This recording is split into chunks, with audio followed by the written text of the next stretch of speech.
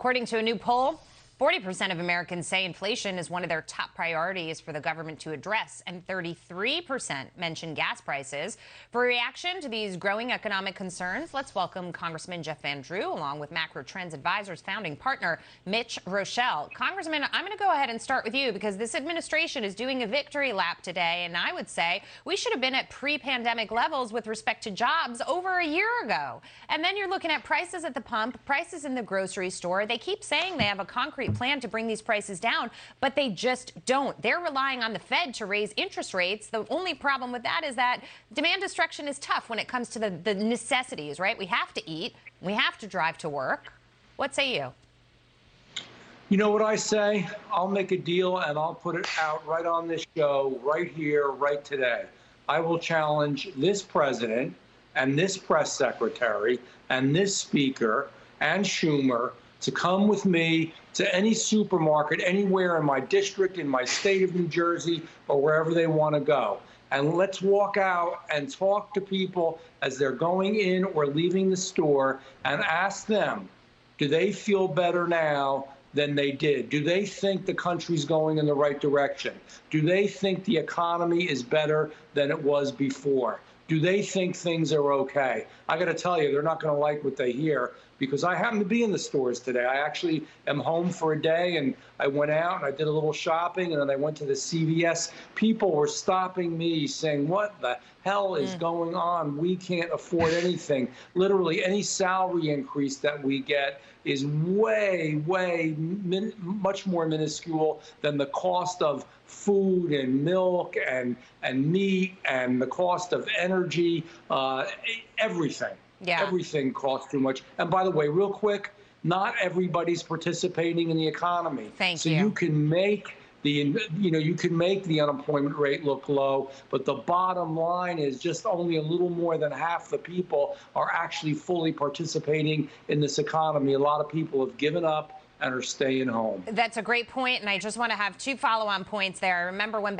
President Biden, who obviously doesn't go to the grocery store, didn't know what meat prices were, right? And it just sort of showed how out of touch he was. And I'm guessing that he doesn't take the beast to the gas pump to fill it up when he needs to go here and there, wherever he needs to go in Washington every day. And these are problems that Americans are struggling with. Now, to you, Mitch, on the jobs report, following up on what the congressman said, 3.6% unemployment rate stays the same, right? But I've been saying all along, these numbers are skewed when the labor participation rate is, 61.5%.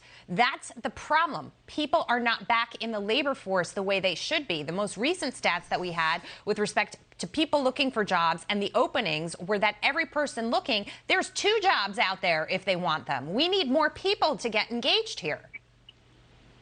In fact, Jackie, and I was live tweeting the report this morning as Cheryl was reading it on this network. The reality is we gained 300,000 plus jobs, but at the same time, 300,000 plus people left the workforce. The workforce participation rate actually fell. And that is the most glaring thing, that the policies of this administration has pushed people out of the workforce, which makes absolutely no sense in a time where, as the congressman said, everything is costing more. You would think that if things are costing more, people who are sitting on the couch would have to go get a job because they couldn't afford to be on the couch anymore. But the reality is there's something so completely broken in our labor market that people don't have the incentive to go to work. And that is very troubling. Well, let's dig into that a little bit, Congressman, because I'm curious what you think about what's happening right now with respect to policy decisions, how people who are not looking for jobs look at this administration. The first thing I see is this extra year that we had of those boosted unemployment benefits. But you're going to run through those pretty quickly. Most people probably already have. I think the people who are sitting back on the couch are saying, I can tap into government programs. We know that the people, for example, who are on food stamps in this country, those numbers are rising. People are saying it doesn't make sense for me to go work because wage increases are not keeping up with inflation. So why should I bother? If I wait long enough, maybe they'll pass another stimulus and send me another check. That's what I think, Congressman. You hit it right on the head. We get people call us all the time, say, hey, are we going to get another stimulus? There are no jobs out there. And we'll say, well, you're kidding me, right? I can get you 2 jobs. You can work 3 jobs, whatever you want to do. There's a tremendous need for more people to work. but they were taught the system, and they were taught how to get around the system, and they were taught how not to work.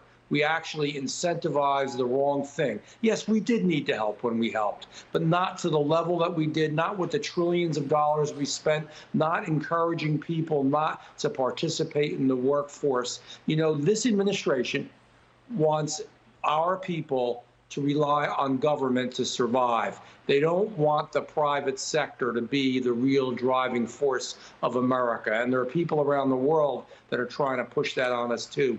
And it's the wrong thing. We can do this and we can get out of this, but you can't have this terrible, awful energy policy that we have. You can't have this awful inflation that we have. We've really got to go out there and make this economy work. And guess what? This press secretary, this president, this speaker, they all say the same things over and over again, sort of like if you just say it 100 times, people are going to begin to believe it. They're not. My challenge is still out there. The press secretary. I want to bring them to the supermarket. Yeah.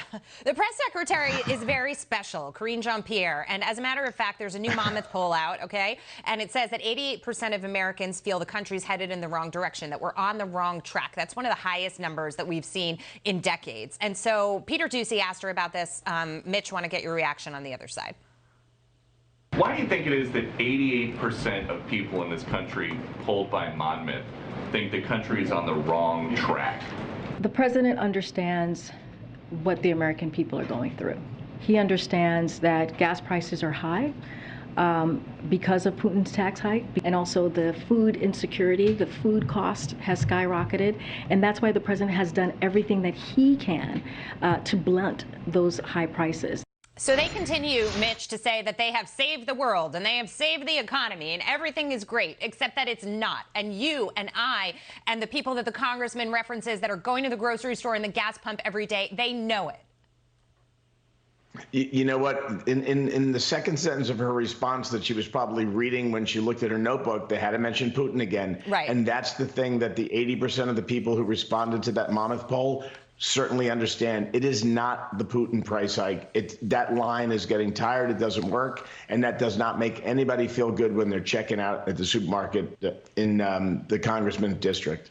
Gentlemen, great to see you both tonight. Thank you so much for joining me. Have a wonderful weekend.